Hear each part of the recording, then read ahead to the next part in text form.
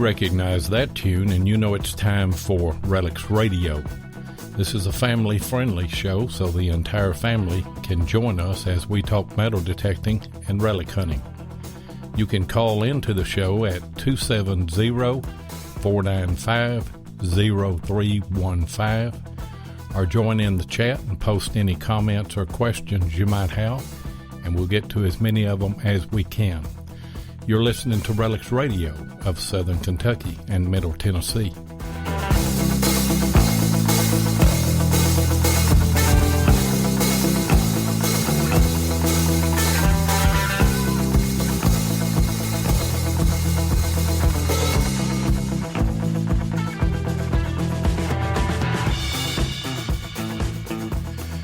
And you are live with Relics Radio in God's country here along the foothills of the Cumberland Mountains, along the Cumberland Rivers in southern Kentucky and in Middle Tennessee. And I'll give you a disclaimer. I just ran through 3 flights of stairs going down into the basement. We just had a thunderstorm come through and it knocked everything off.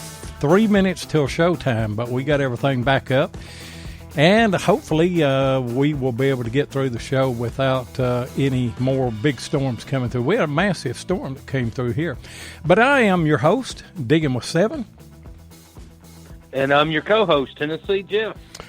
So, what about them storms, Seven? I think you got a little worse storms than I did down here. I mean, of course, we're an hour and a half apart, so... Yeah, I think it was some pretty big thunder boomers coming through your way. It was absolute constant thunder and lightning, and looking outside, you could not even see. It was raining so hard. So, it kind of scared me because the lights blinked 2 or 3 times, and I knew that, and they just blinked again. You guys are still there, I hope. Yeah, we're still here. Yeah, okay. We're still here, so... Well, good. If worse comes to worse, we may have to restart, but hopefully we'll get everything going. Chat has filled up, and also I want to remind everybody that when we go off the air tonight, if we make it until 8:30 Central Time, we want you to go over to Plugmaster Forward because they're going to have a live live stream YouTube talking about the Great Silver Horde. And that's going to be a great show, isn't it, Jeff? I believe it is. It's going to be a real great show. I've seen that horde now. I mean, it's awesome. It is really awesome. And actually, Seven and I were lucky enough to get a little piece of it. And I mean, that's going to go up at the top of the relic case.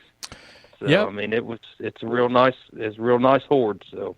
Jeff Ford and Wes Stringer came over to Tennessee and hunted with us, and great guys, and they gave us a Cohen each from that horde as a memento of that, and we're looking forward to that show. And I see that Mark Hoover is in, and we want to thank Mark Hoover tonight because he is the one that introduced us to our guest, Jim Fielding. Are you there, Jim? Yeah, I'm here, Seven. I'm sitting here. It's not raining here. Well, that's a good thing. I don't mind it raining if the lightning and the storms and all of that doesn't come in. I'll give Jeff just a moment to let us know who all's in the chat, and then we'll get started. Let's see. Like you said, there's Mark Hoover. There's Josh. We got Beyond Sight and Sound. We've got Bill Hayes in the house. Let's see, we got there's Woody Jones, Barbara's in the house. There's several of them. Hey, there's Jeff Ford. So, just remember to go watch the live YouTube show after this show's over with. Let's see, there's Mike, there's Ken, there's Jim. Just too many, ain't they? That's about it right now. Yeah. They're just too many. Of course, I'm having to go back. Of course, they're scrolling down so fast. I know it. There's Jesse Rogers just come in the house. Yeah, Larry Stevens is he's in. Chris Heimsoff and Wes Stringer and Jeff Ford are all three there. Mike Clutter is there. He's running their chat. I think I'm going to be a moderator on that live stream later on tonight. So we're looking forward to that, and we'll say something else about that before we close the show. But so good to have you with us tonight, Jim. I've been looking forward to this show and to talk with you and to get the listeners an opportunity to listen to you. I know that you've been on Beyond Sight and Sound. I went and listened to that archive show of you and was impressed on the cache hunting, and we're going to introduce that subject and talk about it in a little bit. But just briefly, if you will, tell us what got you into the hobby. Well, what got me into the hobby originally was back in 1958. I'm sure you all remember that really well, 1958. My father, we had gone down to the Keys because he was buying some scuba diving equipment. On the way back, we stopped at Art McKee's place. Art had a treasure museum on Isla Mirada. And actually, Art was a fairly young guy there then. He's originally called the father of modern treasure hunting, and he had a big museum. All the things he pulled off the 1733 plate fleet. So my father stopped. We went around, and that was before you realized the best way to preserve cannon and things. It was all sitting in the yard, all wet and disintegrating. But I was really impressed with all the gold and silver. That was amazing. And he just picked it off the wrecks, And I thought, I was only like 8 years old then. It wasn't much I could do about it then.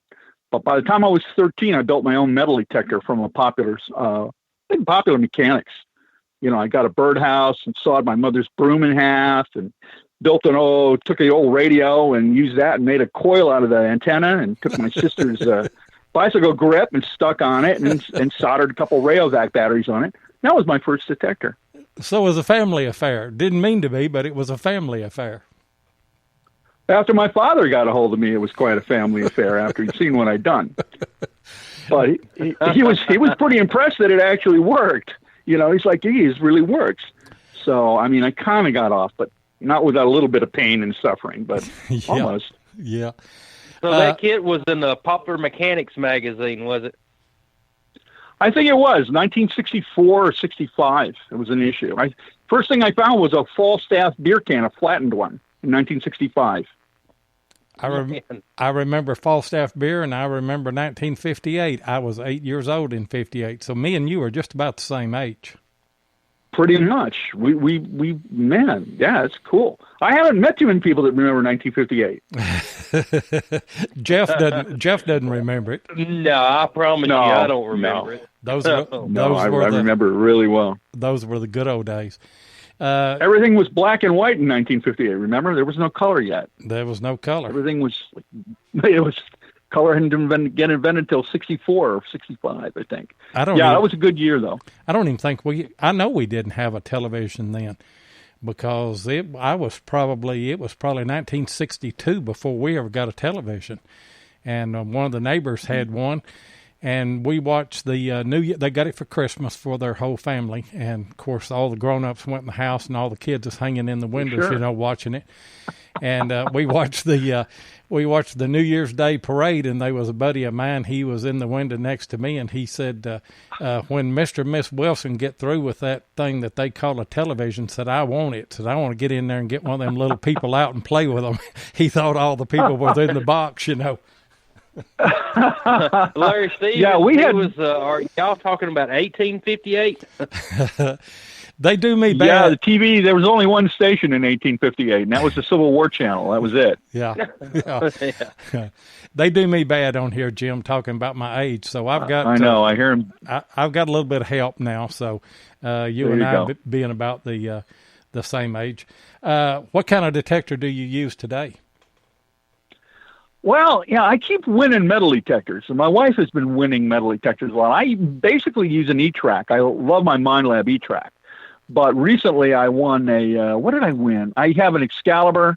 I won a Nokta Impact a couple months ago at one of our, which is a pretty nice machine. I had no idea this was a good machine. This was a really nice little machine. My wife uses an AT Pro, and she has what else does she have? She's a Garrett 250, and she just won one. She won Technetics G2. So we're stacking them up against the wall over here in the corner. I don't know if we can get chairs close to the table anymore. But I basically use my E-Track. My E-Track is my main machine. Yeah. Jeff? I've always heard the E-Track was a great machine. And then, of course, the GT you just won. I mean, I've used that once or twice, and, I mean, it's a great machine. I mean, it really is. I mean, especially for the money. Jeff, you remember when we had on Johnny was on here. He had that Nocta. Is that how you say it? Nocta? The Nocta Impact. Nocta Impact. Yeah. He had one of those. Yeah. And he gave it high marks, didn't he? He sure did. And I've heard other people, and then you can go on YouTube and watch a lot of videos on it. And I mean, it's a great metal detector. So, I mean, hey, you can't knock on any of them, really. So, no, they're all good machines. And Mark Hoover said, especially when you win. Mark Hoover can't talk because Mark's won. Which one of you guys won the most detectors? I think Mark won the most actual cash. Not so much a detector, but he was packing the cash in at the last event. So I don't know. He's won at Technetics also. I don't know if he still has it or not. I know he's won some detectors because he's talked about it. And you guys are down there at the Central Florida Metal Detecting Club, where Carolyn is at. You are an officer in that club as well, aren't you, Jim? Yeah, I'm actually the vice president of the club. Mark is second vice president. Carolyn is the president. We've tried to bring some new things aboard the club. I've been a member of the club for about 10 or 12 years of the club per se. And I more or less got appointed than elected, but it's all the same in the end, right? It is. We've got a good club. It grows. And Carolyn, and I think you talked to Carolyn on the show. You had a show with Carolyn. Carolyn is actually the first nuclear power person I've ever met. She runs on nuclear power. She just doesn't tire. She does not get tired at all. Carolyn is going at 2 a.m. when everybody else is flying face down in the field. She'll still be going. Like, come on, let's go hunting. What are you guys doing? I'm in the emergency room, and Carolyn's like, hey, come on, let's go hunting. So, yeah, she's a fabulous president. We're trying to bring a younger crowd into the club, and it's done wonders. She's very, very good at what she does. She's very personable. She's isn't afraid to speak in front of a group. Like we have some people that don't like to talk in front of a group. Mark is our Radar O'Reilly. Mark can get us anything, anywhere, at any time. So we rely on Mark for almost everything. Mark knows everyone. You talk about somebody, Mark knows them. Mark's hunted with them. Mark knows everybody. So he's our great Radar O'Reilly for CFMDC. He gets what we need when we need it. That's good to have, isn't it, Jeff? Heck yeah. It sure is. And of course, it helps out. Of course, I know a lot of people here in Tennessee and in Central Kentucky. He knows a lot of people up there. So, I mean, if we go back and forth, I mean, we're going to have sites to hunt. Now, maybe we can't bring in a lot of people at that one site, but I mean, me and him both, we could get a place to hunt. So, but it does help. Yeah, he's really, really good. He travels a lot. Mark goes. I mean, I don't know if he has a private jet. Mark, do you have a private jet, Mark? I don't think he does. He uses the conventional airlines. But I'm surprised he doesn't have a private jet because he gets around like, I hear a sonic boom and I go, well, there's Mark heading off to somewhere. I was I've seen one that's got a CFMDC on the side of it. So I think that was Mark going by. That's about the big hit. I actually created a CFMDC jet in Photoshop. And I paste it up there every once in a while. It's in club colors, too, the green and the yellow. So I would say, and a couple people thought we really actually had a jet. But we're not quite there yet.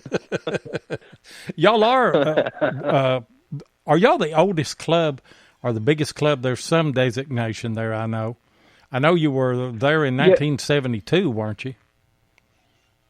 Yeah, we've been, we just celebrated our 45th year as a club. We've been, I think we are the largest active metal detecting club in the United States right now. Every meeting, we get 15 to 20 new members every meeting physically show up. We have people sitting on bookcases in the back now and standing outside looking through the window. I mean, we're going to have to find a new venue soon because we're running out of room. Well, you must be doing something right then if you're drawing in yeah. new people and young people. Young people are hard to get. Yeah, they are. But we've actually got a lot of younger folks coming in there. You know, I mean, the youngest is Mark's granddaughter. She's our youngest member so far. I don't know how old she is. I think she's 11 or 12, something like that. But we've had a lot of people in their 20s and their 30-something showing up now. So that's been good, injecting some young blood into the club. Yeah. And talking about Mark got a hold of me. We were on the houseboat. We got a houseboat on Dale Hollow Lake in Tennessee. And we were on the houseboat, and he sent me a message, and he's got somebody else, I think, in Iowa that he suggested, to have a guest. So Mark's been good to us, and he was a guest on here, him and Bill, and Bill Marsh, and so we appreciate everything that Mark does. When we open up the phone lines, we'll get Mark to call in here in a little bit. But there's one thing that I want to talk about. I want to get to cash hunting because that's going to be a segue into Plugmaster Ford and them and their show. But you live right in the heart of the Seminole Indian Wars, don't you? Pretty much, yeah. We're pretty much dead center to most of the activity. We have a lot of forts that are not very far from us here in Orlando. There's quite a bit of land around here. Some of it's private land that still has remainders of the forts on it. But we have hunted a couple of private areas, gotten permission, and found some Seminole Indian War. Actually, my wife found a musket trigger guard.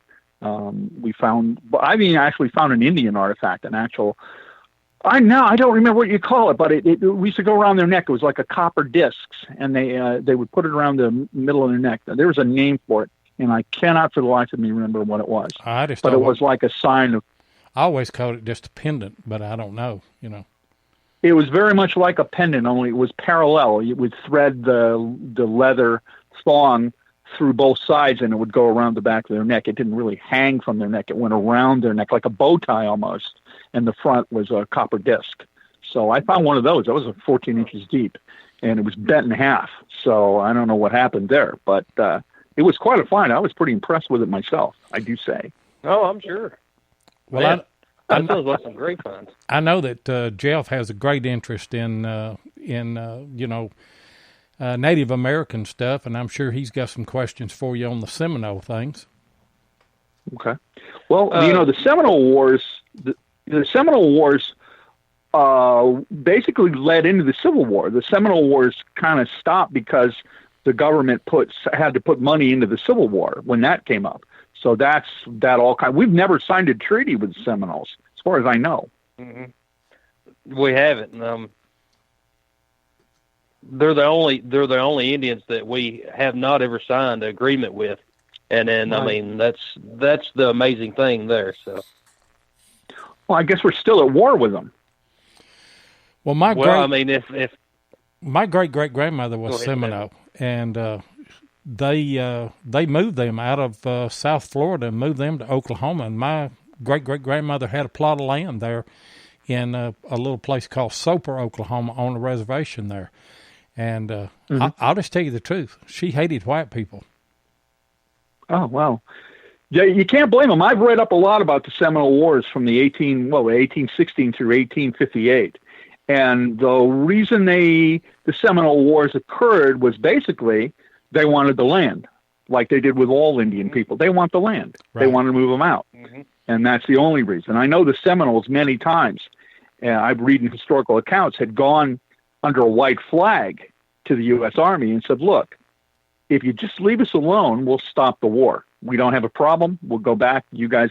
But there was no going back at that point. And it was really a sad story if you really read the entire historic record of that whole action. That military action was just another sad mark on us as Americans. And it's just hard to even talk about.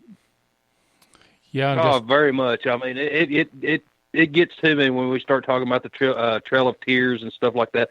I mean, even I was going to Pan for Gold in the mountains here in Tennessee, Smoky Mountain National Forest, and then of course it's illegal. And then I was like done the research, and then of course the reason the government took that land from the Indians because they'd found gold on it, and then Right. of course, I mean, it was story after story after story like that. And I mean, it's terrible that it happened, but I mean, none of us talking right now, we wasn't alive then. So, I mean, Oh, no. if I could go back and change it, I would, but I can't. So I don't know. Sometimes if you time travel and change it, something else will happen.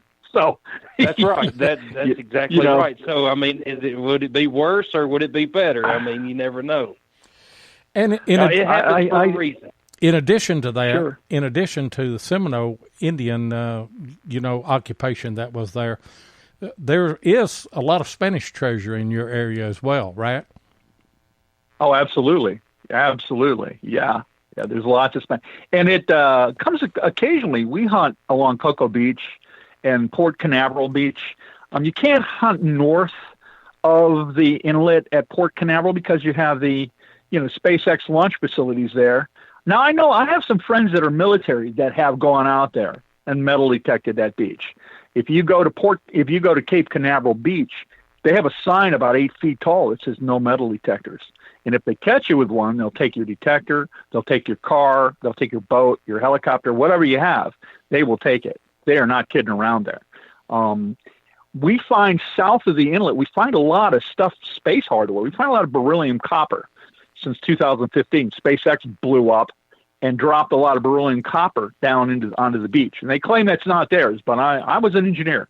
I'm telling you, beryllium copper is pretty much, akin to using on spacecraft a lot for engine cooling and things like that. So, but yeah, there's a lot of Spanish treasure. The Cape Canaveral Bight, just north of where the actual cruise ships come in and out, were the actual storehouses that were set up by the Spanish to store the treasure that they salvaged from the 1715 fleet that went down off of Melbourne, Florida. And they put that all in warehouses along that area. And they've recently found a shipwreck off there that I think they tried to get an agreement from the state of Florida, but the state of Florida wouldn't agree, so they wouldn't tell them where it was. I think they found another galleon off there, and possibly with treasure aboard.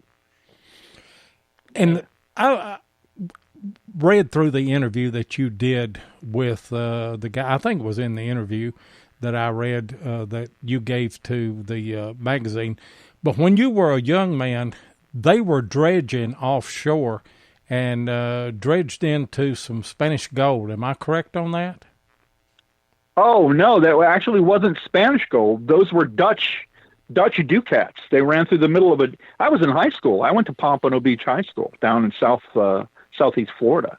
And I had my last class of the day was ocean science at Pompano Beach High.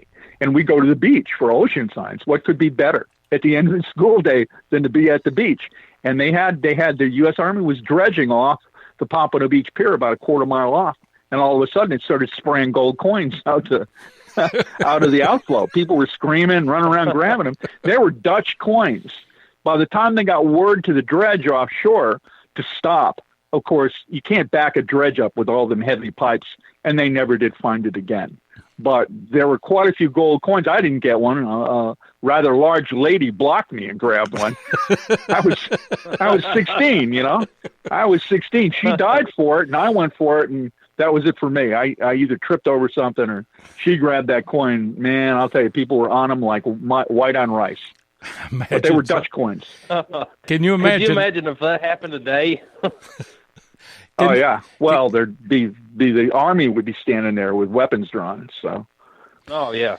Speaking of your buddy Carolyn Harwick, she just got on. Said, "Hey, everybody! Hello, Carolyn. Glad to have you on the chat here tonight. We're talking with your Hi, buddy Carolyn. Jim." Can you imagine that, Jeff? Just be a young man standing on the beach, and all of a sudden you watch the discharge on a dredge, and it goes to spitting gold coins. The way me and you want to find one. Oh, we'd be like a bunch of buzzards. I mean, we wouldn't leave that spot. So, actually, I'm headed to Panama City Sunday, and then, of course, I'm going to take the Equinox down there and see what I can find. And do you have any good places at Panama City that you know of on the Gulf? Panama City? I don't Yes. know. Panama City is right next to what air base? Yeah, that's good. That's good. That's where they had the mechanical shark from Jaws. So as long as they got that out of the water, that's a good place to hunt. And they shot Jaws. Okay. That was Panama City. They shot that.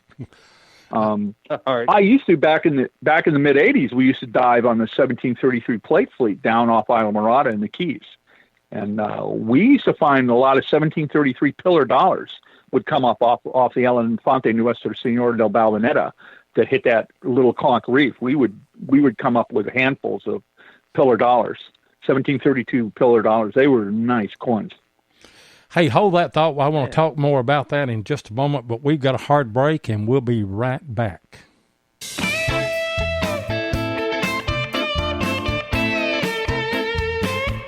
If you want to keep up with what's going on in the metal detecting world, then you need to be a subscriber to American Digger magazine. Butch and Anita Holcomb are the publishers of the magazine and have won awards for 3 straight years for being the best digger magazine on the market. American Digger magazine is available in both print and digital formats, so no matter where you live in the world, you can enjoy the latest happenings in the hobby.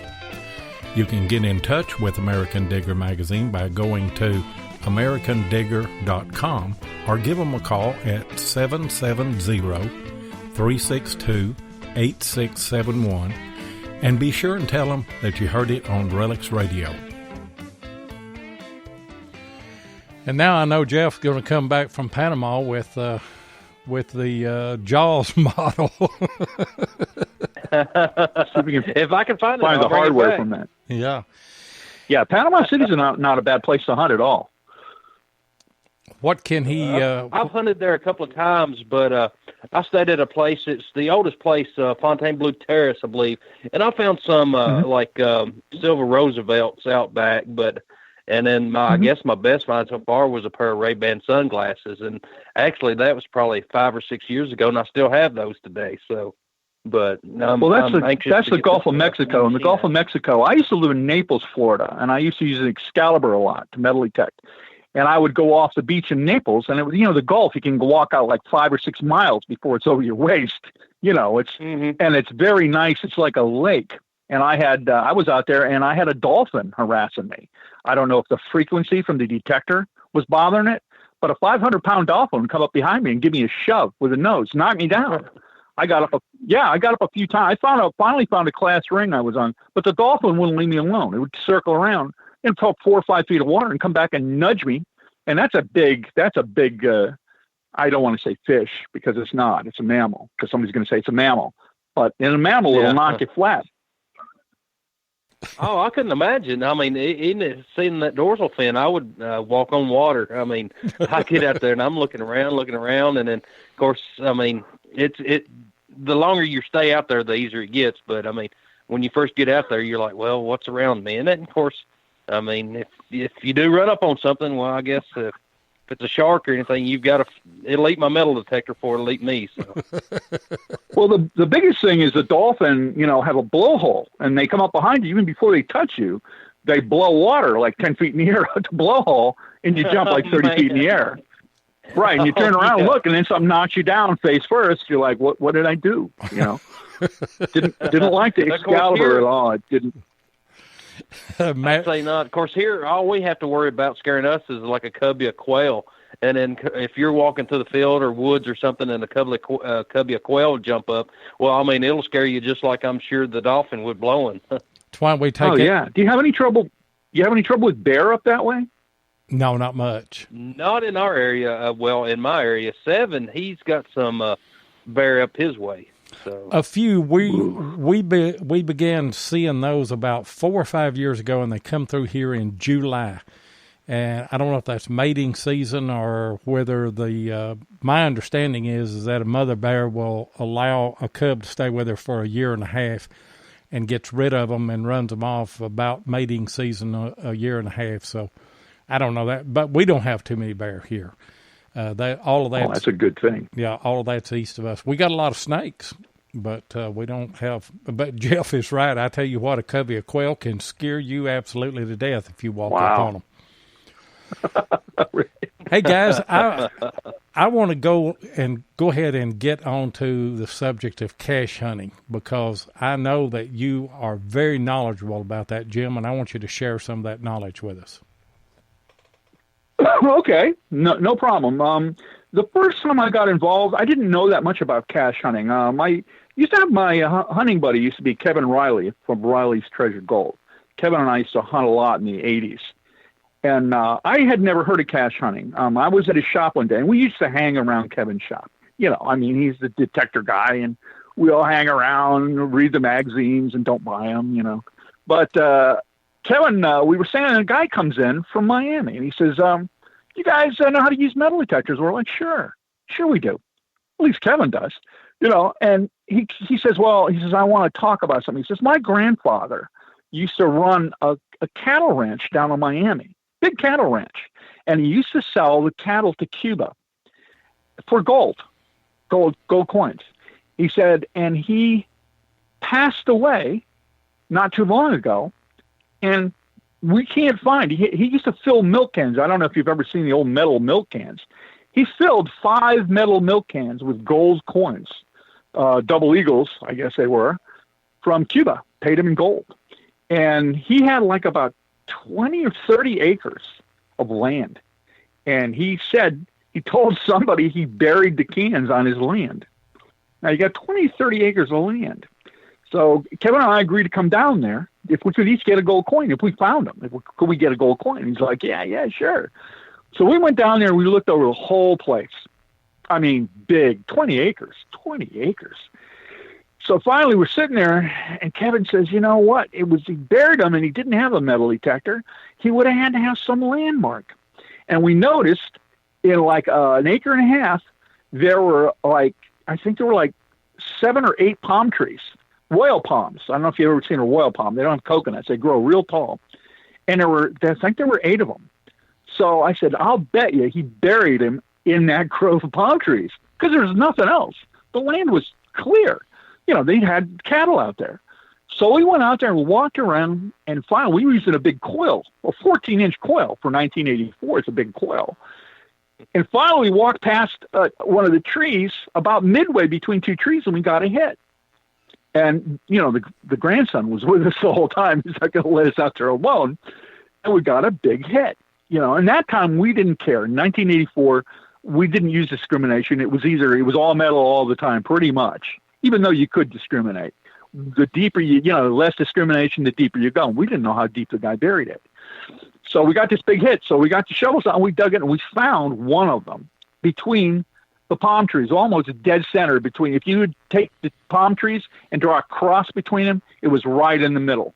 If somebody buries a cache, they bury it where nobody's going to see it.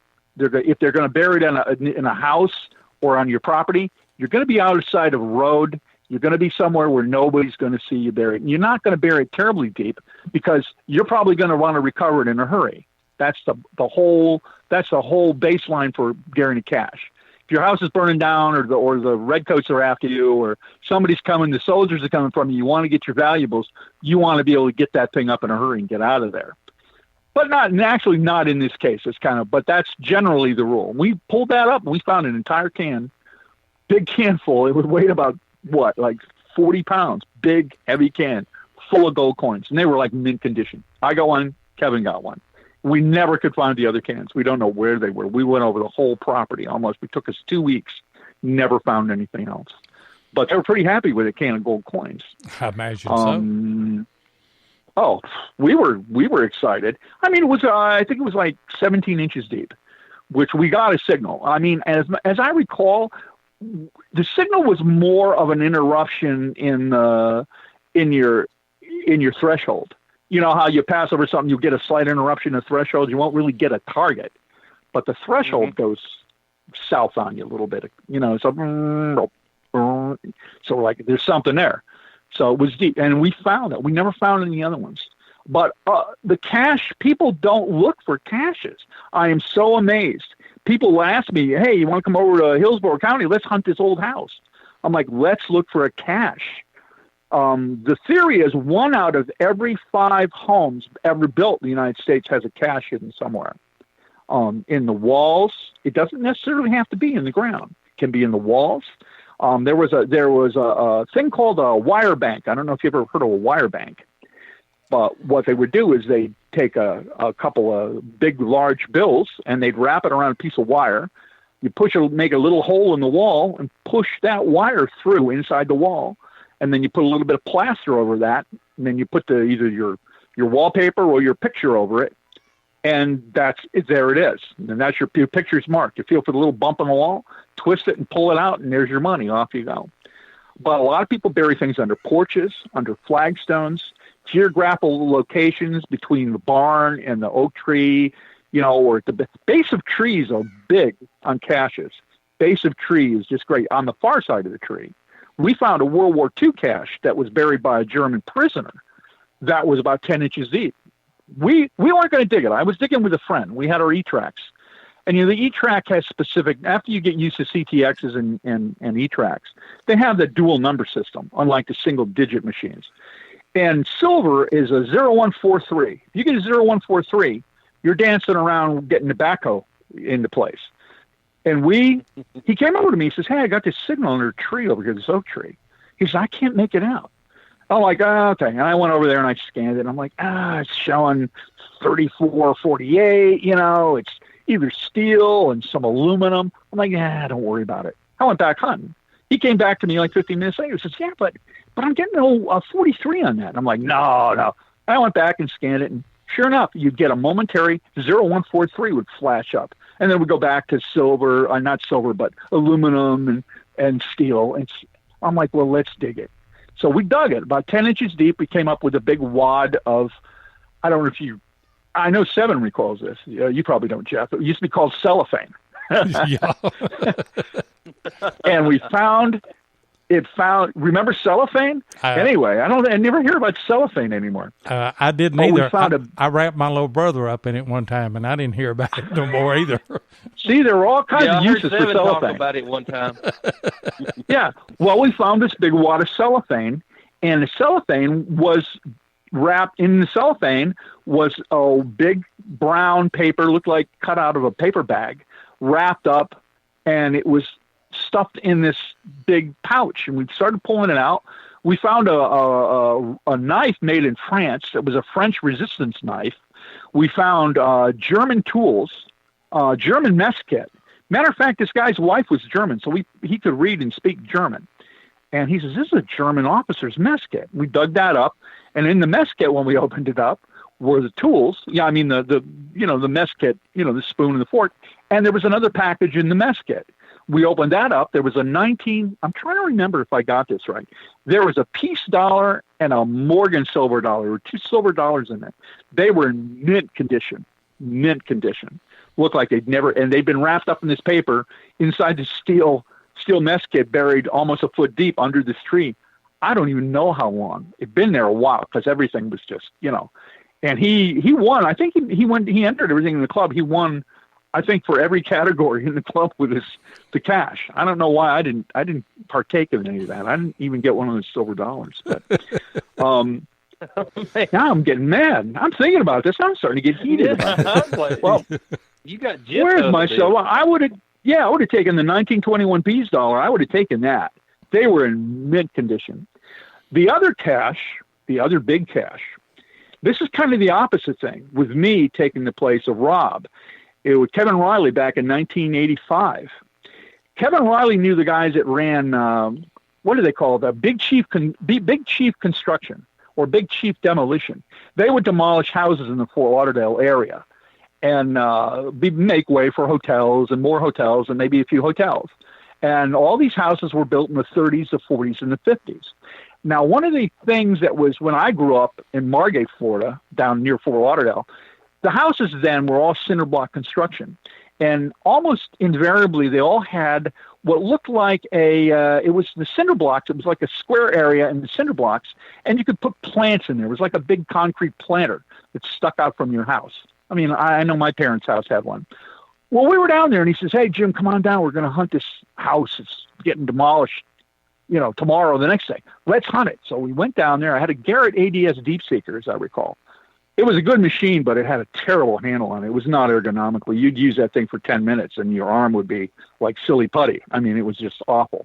But you were a younger guy then, so it didn't matter. And I was going along this area of the house, and I got this huge signal, big bang 'em up my ears. And I said, Kevin, hey, come here. He's like, what is it? And he come over, and I said, hey, listen to this. There's something here. And he swung his, he was using a Fisher 1280, I think. And he's like, he says, that's just copper pipes in there. He says, copper pipes. I'm like, okay. So we went and hunted some more. And me, like the other guy that had been with me, I kept going back to it. And I go, Kevin, this signal is just blasting my ears off. That can't be just copper pipes. He comes back and he says, will you stop bothering me about the pipes? He says, just come out here and hunt. We don't have much time. Okay, hold that in mind. Okay, so we hunted. We didn't find much. The next day, the Fort Lauderdale News, or the Sun Sentinel, I don't remember which, the morning of the evening paper, they had big headlines. They went in there, Big Chief went in there to demolish this place. Guy with a bulldozer hit that wall, and he blew silver Morgan dollars all over the housing site. There were 7 huge mason jars buried in that wall with, I mean, almost mint Morgan dollars. The construction workers were racing around filling their helmets with this stuff. This is the wall. Sure. I kept saying to Kevin, there's something here. And he's like, leave it alone. Don't go near it. It's nothing. I still remember that. And I called Kevin up and I said to Kevin, did you see the morning paper? He goes, no, I haven't seen it yet. I said, you better read it now because by the time I get over there, you're not going to be alive much longer. So you better take your chance now and read why I'm going to, and bless his, and Kevin passed in 2012, bless his soul, but he wouldn't go near that. I don't know why. What a place to hide it. Because there were copper pipes in there. What a place to hide all that money. I think the face value of it was over $60,000. I mean, the collector's value was off the scale because these are almost mint, except where the bulldozer ran over them, of course. But once again, you never know where somebody's going to hide something like this. We actually had somebody call us a couple of years ago, a guy who told us there had to be a cache in his house. And we went over there. It was a big house. They were going to demolish the house. We went through the whole house. And we looked, a good place is in your fireplace, up on the flue, underneath there, inside walls, people cut a little piece out of the wall, take it out. Inside doors, an old trick is to drill a hole in the top of a door. You know how deep you can drill a hole in a door? In a 6-foot door, you can drill that thing almost all the way down to the doorknob. And then big enough to put silver dollars. You put your silver dollars in there, plug the top up. Who's going to look at the top of a door? Nobody. Hey, guys, Nobody's going to look there. We're coming up on one more hard break, and we'll be right back. If your passion is metal detecting, then you know how much your success is based on the equipment you use. Let my buddy Tim Henderson of Murray Branch Outdoors in Murfreesboro, Tennessee, help you with that. Tim is an authorized dealer of Garrett, XP Deus, Tesoro, and Macro detectors and supplies, and he is now an authorized dealer for Mine Lab. So, if you're looking to get your hands on the new Equinox 600 or 800, then Tim is your guy. Murray Branch Outdoors is not only competitive in their prices, but the service after the sale is second to none. Tim not only sells detectors, he uses them, and so he can answer any questions you might have. Murray Branch Outdoors also deals in used detectors, and he'll take your old detector in on trade when you decide to upgrade. So give Tim of Murray Branch Outdoors a call at 615-948-4611 and be sure and tell him Relics Radio sent you. Hey, Jeff, why don't you briefly describe to Jim some of the sites that we're hunting and see if he can give us some pointers on where we might find a cache, like the Greenfield Fort and places like that. Well, see, the Greenfield Fort, it was built in 1780s. And, of course, there was an old after the fort was tore down, there was a we call it a colonial house built. And, of course, we've been looking for, like, the privies and stuff. And then where would be a good place to look for a cache, like, around any home site like that? Did it have a fireplace at all? Well, actually, the fort did, and then, of course, the home that's standing there now, of course, it was built in 1830s. And then, of course, that home is still standing. Okay. So, well, a lot of times in some of the older homes like that, they would bury it under the hearth, right in front of the fireplace, right in the hearth. If you check, has anybody scanned the hearth? You know, the I don't know what they use to make. They don't really use concrete, but I think bricks or something. They would bury it right in front of the hearth. And it was, it was designed there to get it out and not be in the weather and get wet. And, you look mostly with caches, you look at geometrics a lot. If you have any large trees or anything like that, or there was an outbuilding, there was a barn of some kind. Usually if you get a drone in the air, take some pictures of it from the air. You can take that and then start drawing some geometric references, from there to the largest tree. If there's a 300-year-old tree, it won't be buried maybe under the tree, but it'll be buried halfway between the tree. A lot of landmarks that they used to use to hide caches may be gone now, like a barn and the barn door or a fence around the paddock. Then again, maybe not. I don't know. You'd have to look at what the history is of the place and look for features that may have been there in the past that may have been used for.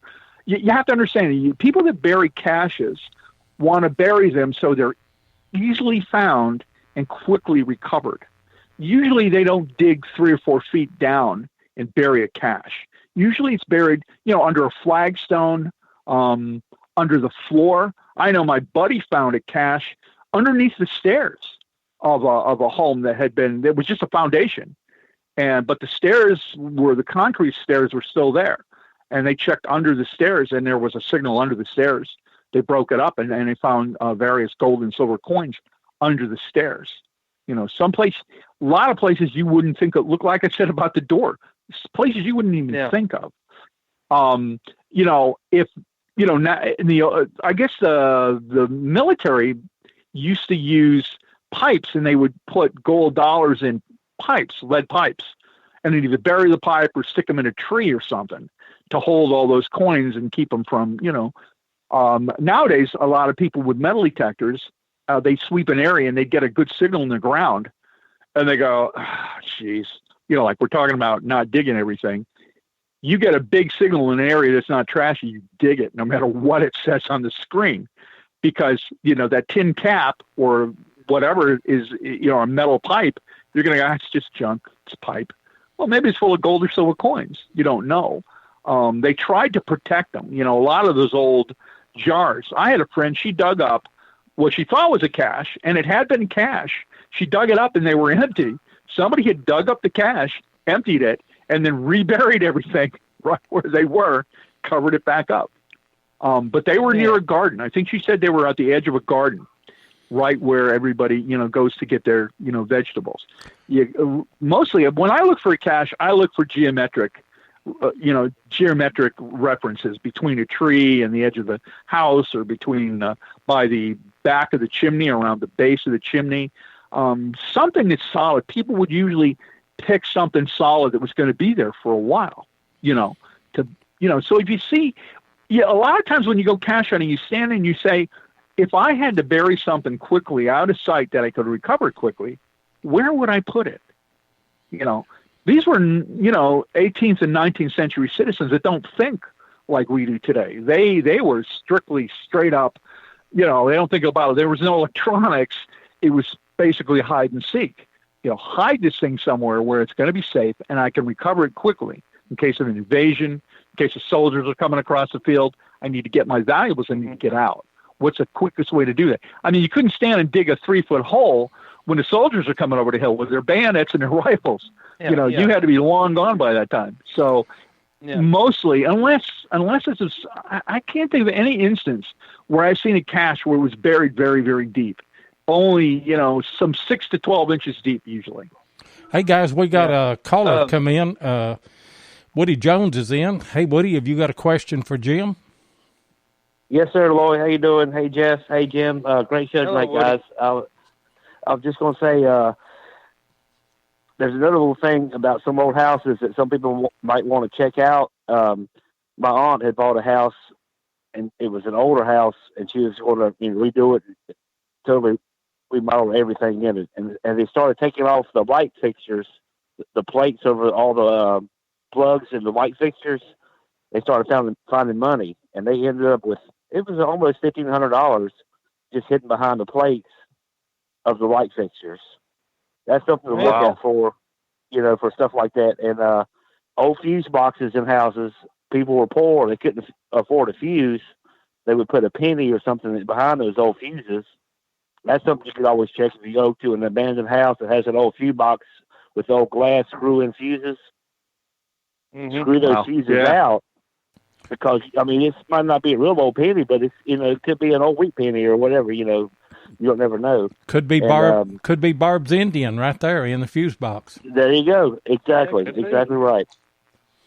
And it's something I've always heard too was that you talk about burying caches. If an old person, woman or man, would bury something, they would want to see it when they're in their house, say by a tree. That's right. Or like something that they can sit in their bedroom and look at and see that it's buried there, and they know where it's buried at. But they're the only ones that know. Nobody else knows. So, like, if you find an old house and there's a big tree, say, looking out from the bedroom window, that's a good place to check, because you never know. That could be where somebody buried their treasures at. Or halfway between the tree, because halfway between that tree, you walk directly at that tree about halfway, and there it'll be. That's what I mean? Because sometimes I never thought about that. Yes, sir. Yeah. Because it's instead of going, well, there's a tree there, I'm gonna not bury it by the tree. I'm gonna come on back this way towards the house a little bit and bury it right there. That makes sense. Hey, well, they use paces a lot. Right. You pace off 15 steps and bury it. And then, or go left 15 steps and whatever, how they're going to do it. Yeah. That's cool. Right. Okay. Right. Good deal. Hey. All right. Well, thanks, guys. Taking my call. I'll let y'all go, and I'll see what's going on. Hey, all great. Right. Thanks, guys. Good show. Thanks for calling. Yeah. Thanks for calling, Woody. See you guys. Bye-bye. Jim, I was talking earlier. I'd found this bayonet. Of course, actually, it come from my brother-in-law's wife, and my sister-in-law. Oh, yeah. And it says Civil War bayonet. Of course, I've got it in my hand. And her grandfather was really good at documenting stuff. I mean, he was really good at it. And it says Civil War bayonet found on old farm, stuck in fence post for years, rescued by him in 1954. So, I mean, I'd heard several different stories. I mean, that could have been stuck in that fence post for a reason. I mean, it might have been a marker. Yeah. Been marking. Yeah. So, I mean, that would be a good, if you could find the fence post where it was stuck at. Of course, I mean, this was in 1954 when it was saved, but finding that exact fence post, I mean, it would be real hard. Maybe you could find the old fence and just try to trace it down. But I know where the farm is, so. Yeah, that would be your follow that fence post. If you could find any old photographs, it's hard to find photographs of old places, but if you could find a plat or something, or a map, or a property line, usually you put the fence along the property line. You just go along the property line with a 15-inch coil or a 2-box unit and wait for a hit of any kind at all and dig it. You might find a tractor transmission. Then again, you might find a quart jar full of gold coins. Yeah, you never know. What relation? Like you were saying, what relation have you found caches in relation to, say, springs? Could you repeat that? I didn't quite catch that. Well, all of these old houses that we hunt, they're close to a spring. The Greenfield Fort that Jeff is talking about that we hunt. Oh, right. It has a spring off over the hill from it. It also has a summer kitchen that's probably about, what would you say, Jeff, 30, 40 yards from the house. There's a cemetery that's probably 50 yards from the house. What would you look for? And there's rock laid out right in front of the front door that goes out to a fence that goes around the property. If you came to a spot like that, what would be your suggestions on where possible cache could be in a place like that? You mean near the actual spring? Yeah. I mean, I don't think anybody would bury a cache close to a spring because of the groundwater in that area. They like your previous caller was stating, they would like to keep an eye on it. And I mean, just offhand, if I were to look at something like that, but then again, maybe that's what they want me to think, maybe they did. I would check directly along the path to the spring, directly to the spring and back. I can't think of any area around a spring anybody would put a cache. No, I wasn't just saying. Offhand. I wasn't saying at the spring. I was just saying in relation to it. Would you? Oh, in relation to the spring. Yeah, I would look at the path to and from the spring. Halfway. I'd scan all the way. Yeah, I'd scan all the way back to the where it originates to get to the spring. I'd go the whole path all the way back, and at the very least, even if you don't find a cache, people dragging water back and dropping things, you may find some nice artifacts in the process. Oh, yeah. And we also, the same farm, actually it has two of them, and we have another farm that I know it's got one of these old steps that was carved out of rock to get up on horses or your wagons. I mean, right. That just hit me. That would be a pretty good spot. I mean, it's a big chunk of rock. If you could just flip it over, you may have a cache under them. That's right. I mean, you can literally have a cache anywhere. It just depends on the circumstances, whether anybody sees you do it. You want to be out of sight. You want to make sure it's hidden so nobody can easily recover it but you. I don't know if you saw this not too long ago, a couple of years ago, I guess. Saw a guy dug up, and I don't even know if this is actually real. He dug up a cache. They got a strong signal on, and it was like a quart jar of hand soap. I don't know if you saw that. And he opened it up. There was still hand soap in there, and he reached in and he pulled out a bunch of gold coins somebody thrown in the hand soap, and then buried the hand soap. So I don't know if that was for real. It's on YouTube. I think if you type in hand soap gold coins, you'll probably find it. And I've watched it a couple times, and those gold coins were like mint. Of course, you put them in soap. What else they could be, right? Yeah. But still, something about it. Yeah, something about it just didn't strike me as right. But then again, maybe that's the case. You dig up a thing of hand soap, you're like, hand soap. I mean, paint. I mean, who's going to throw gold coins in paint, though?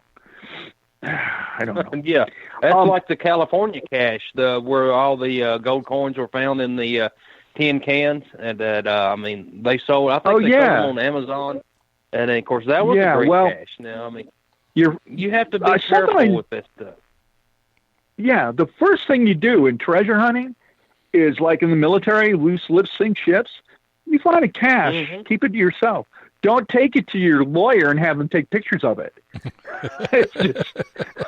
It's just the nature of treasure hunting is, let's not spread this around. I mean, and I've seen this happen time again. We had a guy down here in Florida who found a bunch of emeralds on a shipwreck not too far offshore.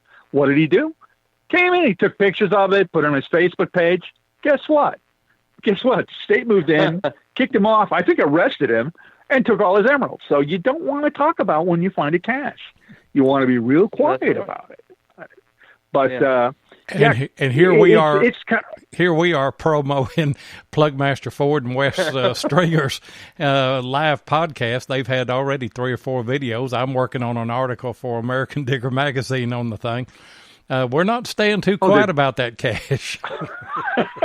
Well, they had the landowner's permission, and then there was a lot of stuff to that one. So I don't think right. Well, if it's a landowner's land, and they've got and you've got an agreement with the landowner, nobody can say anything. That's between you and the guy that owns the land. I know those guys are listening tonight, and I just wanted to throw that out there for them. Right. Well, I'm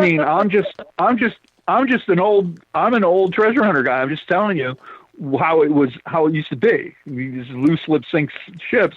If you've ever read any of the old books from the 1960s by Carl Mueller, Treasure Hunter's Manual 6 and 7, I don't know if you ever read them or not. No, They're hard to find now. I have one. I've got one. They're like a couple $100 now. But the number one thing Carl always makes a big deal of in the 1962 Treasure Hunter's Manual number 6 and 7 is don't talk about it. Don't say a word about it. Well, I tell you what. That's right. I tell you what, me and Jeff's going to do. If we find a jar or something full of gold coins, we're going to do like Matt, and we're going to claim that we just found one out of the hole and let it go at that. You better have You need to have a standby. You need to have a stunt jar full of pennies to stand in for that when you do the actual filming. Oh, look at all these pennies we found. You were $20 of the pennies. If you wanted to find a payroll box from the Civil War, if that got out, could you imagine? Well, they would want to take your house. They would want to take everything you own. Oh, heck yeah! Before they got everything back. So if you find anything like that, the best thing to do is just keep it hush hush. Well, I know there's the club up in Gainesville, Florida here, the Jefferson Davis, when they took off, they had a lot of gold with them, and it disappeared around Gainesville. They could never find all the Confederate gold. Somewhere in Gainesville, there's a big iron pot full of gold coins somewhere. Maybe underneath the Santa Fe College now. I don't even know. But, it's there somewhere. But and that didn't even belong to the U.S. government. That was the Confederate States. But I guarantee you they would claim it. They would claim it, wouldn't they? Oh, sure. Yeah. Sure. The spoils of war. I don't know if you recall about 10 years ago or maybe longer. My memory isn't good. But the woman had some gold coins that her father left her. They were like 7 or 8 double eagle coins, and the government took them because they said when he had those coins, it was illegal to own gold. So therefore, the government owned them. I've seen that. Remember that? I sure did see that. That was terrible. Yeah. And of course, they was they took them. Was like, we found these, and it's like, well, what are they? How much are they worth? Blah blah. And then they took every one of them. Sure. And then even what's the new treasure out? The guy that had he buried a bunch of stuff. I think it's maybe in Virginia, and then he put some maps out on the internet. No, it's Colorado. And of course, he was. Is it Colorado? Okay. Yeah, that's in Colorado. Is that the one where everybody keeps getting killed looking for it? I don't know about that. I believe so. I think the guy's still alive, and he said there was a few people that's got real close. And then, of course, even if they found that treasure, do you imagine how much taxes they're going to have to pay on that? They're going to be like. You might as well just give them half of it and be done with it, or even more than that. So. Well, the first rule of treasure hunting. What's that? Here it is. Okay. That's it. Keep your mouth shut. Don't say anything. That's right. It's the first rule of treasure hunting. Yeah, and everybody always goes, "What is that?" And I'm like, Mark "That's it right there." Finn's treasure. Yep. Mark put it up there. That's right. It was Finn's treasure, Mark. Yeah. You were talking about geometrics earlier on cache hunting. Explain that a little bit further. Well, that's a relationship of landmarks with one another. If you want to pick a spot to bury something in the middle of a yard that has 1 or 2 landmarks, where are you going to bury it? If you want to bury it in the middle, a lot of times people will. In the old days, it would pace things off. You didn't come out with a Craftsman or Stanley ruler and pull that thing out and measure between the tree. They would pace it off depending on how big your feet were. You'd walk to the nearest tree. How many paces to the tree? It's 35 paces to the tree, and then if you go from the barn door to the opposite tree, it's 52 paces. So you figure that out where that is. That's like about 15 paces out and 37 paces in. And that's where you would walk, and you'd mark a mark on the ground. You pace it off the other way, and you put a mark on the ground. And then you make a little map and say it's 32 paces to the east, and it's 4 paces to the north, or 12 paces to the north. And there you go. And that's how their geometrics work. There was an angle between two landmarks. Now, like I said, as the time progresses, you'll lose certain landmarks, like the tree's gone, or the barns has been knocked down. We don't know exactly where the barn is, or where it was. So as a result, even if somebody comes back to look for it, there's been many, many cases where people have returned, 35 or 40 years later to dig up their cache, and the landmarks are gone. The house was bulldozed, tree was hit with lightning, the barn was knocked down, fence was removed, that sort of thing. And they wander around and try to find. They have no more geometric references to find that anymore. If you understand what I'm saying. I do. Mm-hmm. Yeah. I mean, you have to have a starting and end point somewhere when you're locating when you're navigating, when you're flying an airplane. Even though I can't see the ground, I can tell where I am based on my VOR readings, where I am. I'm 232 degrees from New Brunswick and 102 degrees from West Haven. Where they cross, that's where I am, If the radio goes out, I don't know where the heck I am. If I lose my navigation instruments, it's just clouds. Where am I? I don't know. But that's how they would pace things off. And it's hard for other people to pace them off, even if they know, because your feet aren't as big or you're not the same size feet. So it may be 30 paces for the guy that buried it, might be 42 paces for you. So you read their map, it says 30 paces. You go 30 paces, you're still 5 or 6 feet from where you buried it. It's a giant tangle, cache hunting. But with today's modern instruments, that's not really a problem. You head for the tree, swing in it, you come back, do some crop dusting back and forth until you get a signal. I mean, you don't have to worry about landmarks anymore. You just have to decide which way we're going to go. We're going to search a yard. I mean, you could search an entire yard with like a 16-inch coil in half a day, pretty much, the backyard.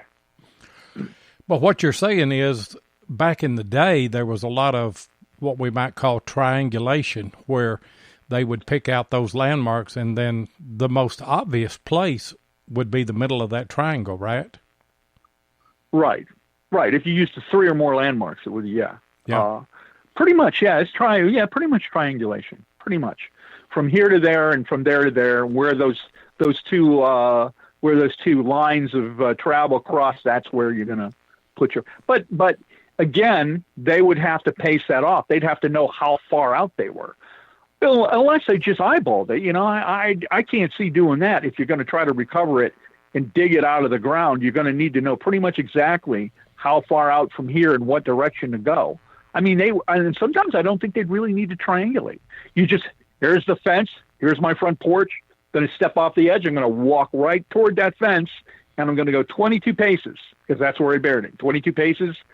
I mean, they used to use what was called a probe a lot too. You'd get a sharpened stick, and they'd probe the ground. They'd stick it in the ground or they hit something. There it is. It's within a couple of feet. They'll hit it, and then they'll dig it up. I mean, the old treasure hunters along Florida's Gulf Coast used to use a big bamboo pole. They'd walk along and sink that thing in the beach, hoping to hit a chest or something. I don't know how successful that was, but it's the same. It's the same. It's the same routine. Me and Jeff have got we got some modern probes, don't we, Jeff?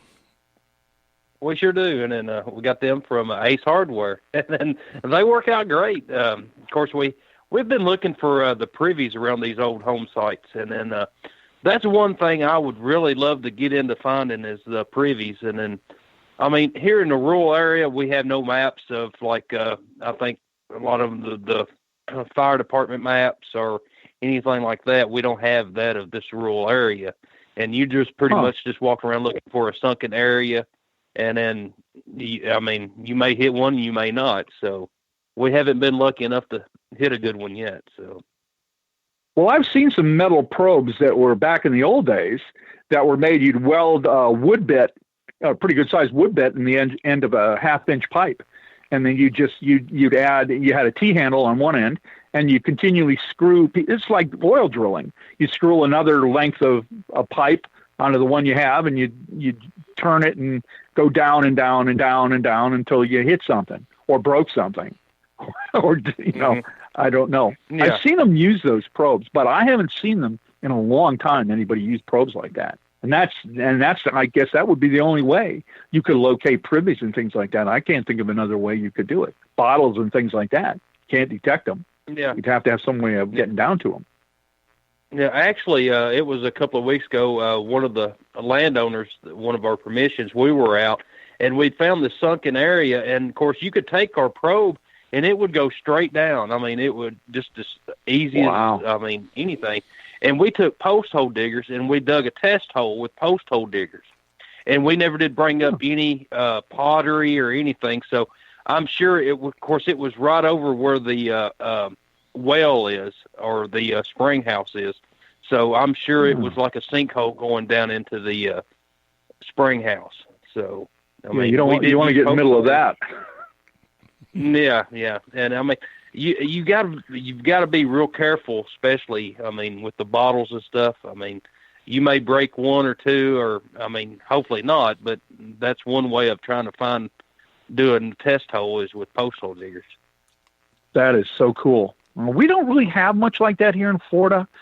We had one case where the town of Oviedo, that's been around since the 1860s, post-Civil War town, we went there and we were getting the bank that was built in the 1930s, I think, burned. Somebody blew it up. Somebody's mad at the bank in 1931 or somewhere around there, and then somebody dynamited the bank, blew it up. And they got rid of the bank, and they plowed all under. And we went there, and we started digging. Steve Meeks, a friend of mine, he works for Kelly Toys still, and we were there, and he picked up a bottle, an 1870s bottle, beautiful bottle, intact off the top of the ground. And we found out later that there was a drugstore across Main Street called Pemberton's Drugs. We started digging, and we started pulling some bottles out of there. We were going to go back the next day. The next day we find there was a bulldozer just raised that site. They drove over countless 19th century bottles and crushed them into confetti. Just broke and drove right over them. They knew they were driving over it. They plowed them all up with a dozer, and they just drove heavy equipment over it all day. We got back there, and it looked like somebody had just, had a wedding, and there was confetti everywhere. They broke every bottle. Steve, I think, got the only bottle out of there that was intact out of that whole. There was a huge bottle dump. We very rarely find them in Florida. Some places you do, but not. It's pretty rare. They broke every bottle. I'm still mad about that. Man, I couldn't imagine that should be against the law, and I'm sure it is in some states. But that's terrible. The funny thing is, the bottle that Steve found, they were going to put in culverts, those big concrete pre-made culverts. They weigh about 1,000, 2,000 pounds each. They had dropped them on the site. They just drove over and dropped these huge concrete culverts, and that bottle was right between those culverts. It was within 7 inches of each of those culverts. It was like they purposely just missed the bottle. I've never seen anything like it. Steve's like, look at this. I'm like, doggone. Nice bottle. Steve makes very good. Sometimes there's some nearby towns that have what we call tear outs, and he knows a lot of construction people. And when they tear the road out, we'll go up there with our detectors, and people will be pulling out 1857 sitting Liberties, and he would find torpedo bottles underneath. He found a couple human bones too, as I recall. I accidentally put him in a YouTube video. I had to go re-edit it. He's like, and here's a human knee bone. I'm like, oh, we better take that out. It doesn't make us look good. But he's a bottle nose. That guy can find bottles anywhere. But it's very rare, very rare. It was an 1868 torpedo bottle, I think. Beautiful bottle. Beautiful. Man, but we don't find them very often. Yeah, they're kind of hard to find. And then our oldest dump in my town here, of course, it's under the golf course now. And then, of course, they're not going to let you dig in the golf course. So probably not. Chances are, they're gonna frown on that.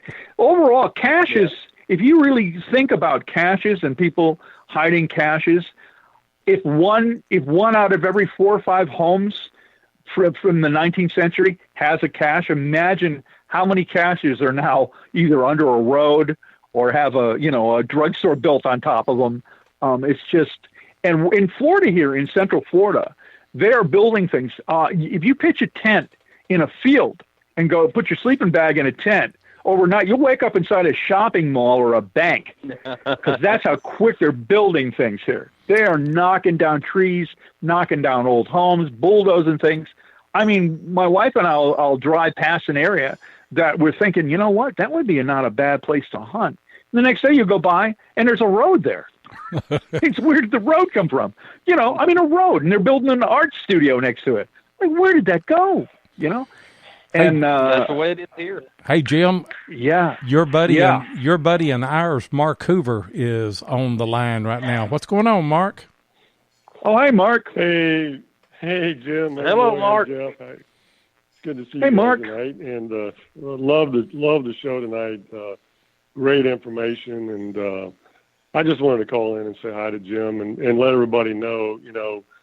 I'm just a rookie in the hobby, but I have learned more from Jim probably than anybody else in the hobby, and he's been a tremendous asset to our club and all the things that he's taught all of us, and to be able to get out and hunt with Jim when I have the opportunities is a real pleasure. So I think you guys are hearing and learning what we see every week, and we have a true national treasure in our club in Jim as a person.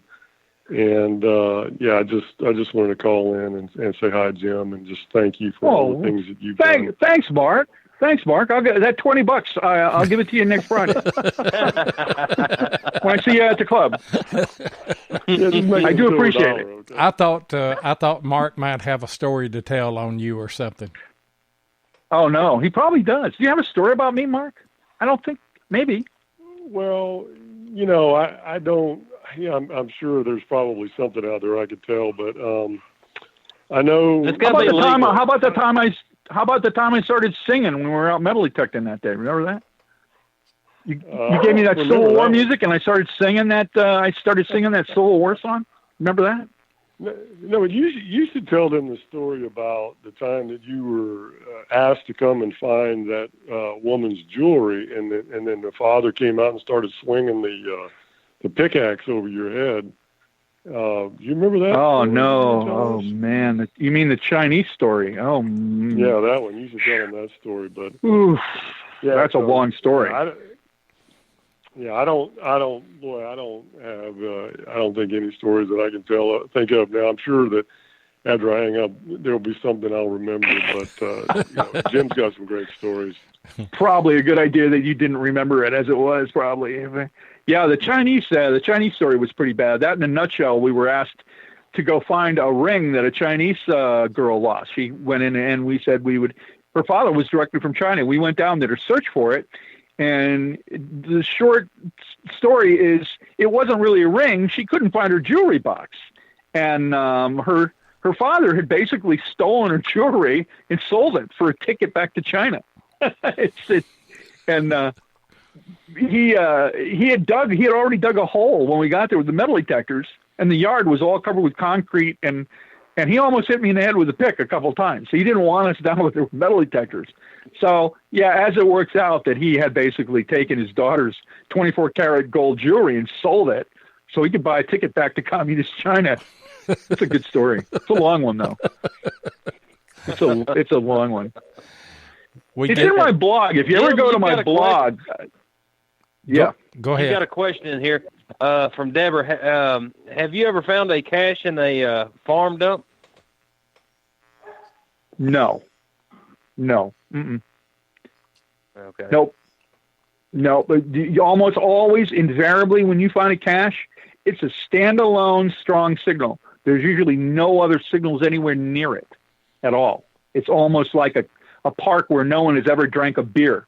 I mean, it's clean. Everything is either a strong signal or there's no signal at all. That's what's the great thing about caches. In a dump, I don't think anybody would, unless it was accidentally somebody threw somebody's, when somebody was storing something and somebody tossed the ammo case out and it was full of. I can tell a quick story if you got time. Oh yeah, we got time. Yeah. About we were asked by a lady up in a town up called.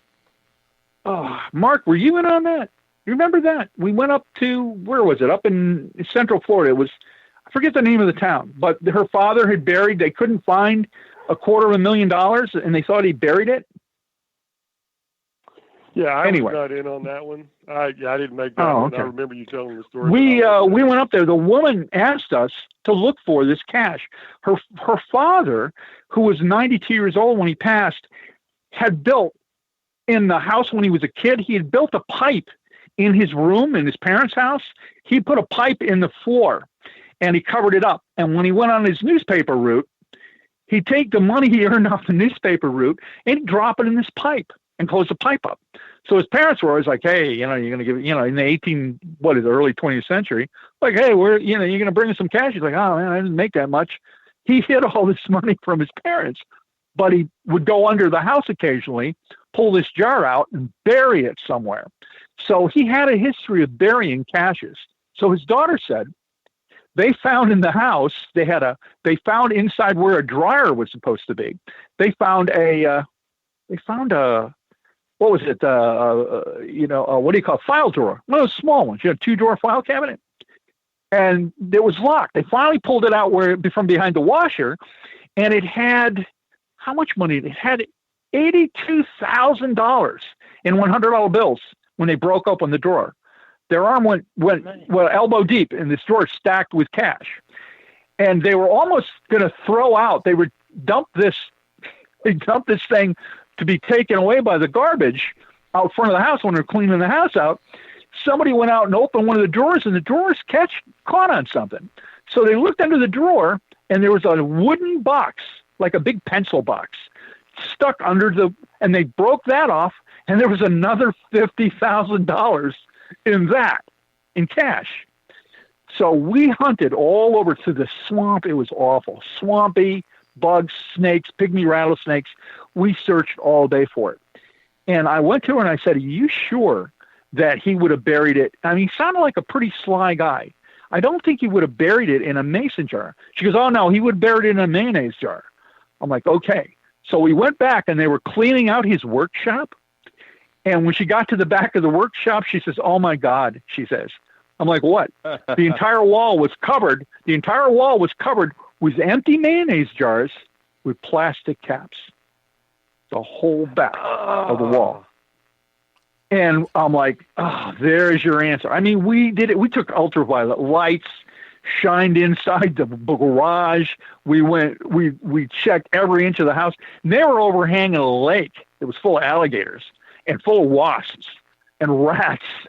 I mean, this was something. I mean, but no way to find we that didn't find it with a plastic lid. No way. There's nothing to. No, with a unless you got a probe, like Jeff was talking about. Yeah, he had a probe. Yeah, but there were. I'm telling you, there were pygmy rattlers. You couldn't step on a palmetto fan without hearing something buzz. I mean, it was terrible. And you were talking about ultraviolet light. Some people do hunt for caches with black lights, don't they? Yeah, well, the black light is usually, there's two different wavelengths of black lights. And I'm trying to remember what the angstrom rating is. I think one's a 1400, one's a 700. They're a bit different. The reason you use a black light is to look where somebody might have had cut into, had removed a brick and then plastered it back up with new, spackle. And that's going to fluoresce. The old stuff doesn't fluoresce. So, I mean, if you ever read like I said, the Carl Muellener's old books, they used to carry a kit with them when they used to look for caches. When they find something behind a brick, they bring their own mortar and they mix it up and they put the brick back. So but the ultraviolet light will spot new mortar. If you shine it along an area where there's lots of bricks, somebody remove the brick and, it's easy. You pull a brick out, you cut it in half, you put your cache in there and you put half the brick back and then spackle it up. Who knows? Black light can see that. Black light will see a bright fluorescent rectangle where you put new spackle in there. Even if you disguise it by mixing dirt in, it will still fluoresce. I knew that there was something. Maybe I shouldn't have said that. Yeah, I knew that there was something with the blacklight that showed things. Hey, guys, we're coming up to the end of our show because Plugmaster Ford on his YouTube channel, and somebody put a link in the chat to his channel there where I'd like for everybody to go over to that because they have an actual cache that they found. They're doing the wrap-up video on that, but before we go, Jim, tell everybody how they can get in touch with you as far as if you got a YouTube channel, Facebook, a website, or anything like that.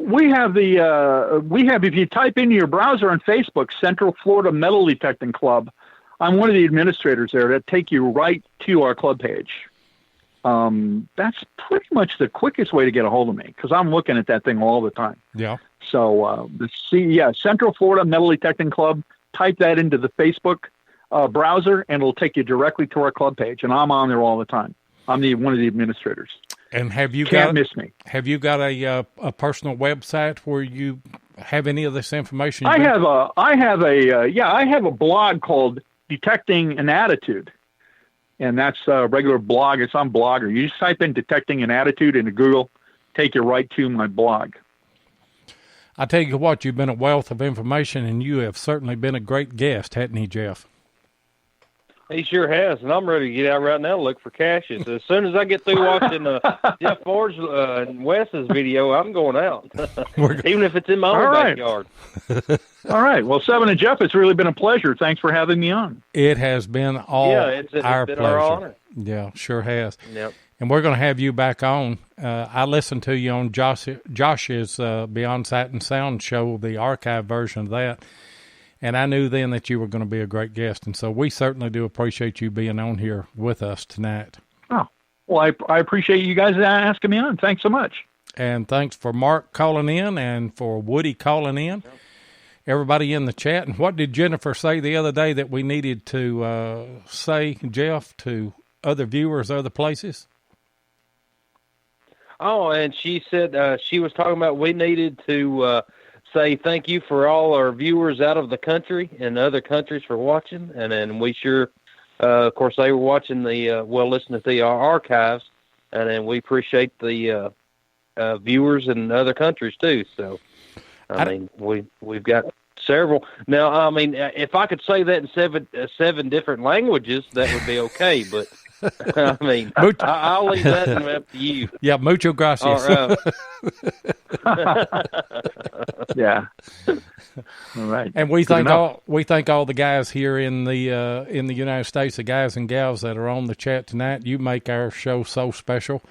We got a notification this week. I think it was either iTunes or iHeartRadio that we had 5 stars here in the States and also in UK, and we're just floored by that.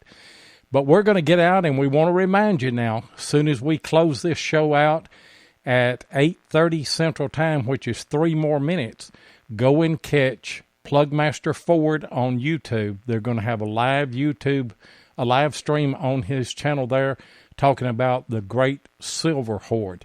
So until next week, we will let you go here, and we'll catch you next Thursday night at 8 o'clock Eastern Time. Thanks, everybody. See ya.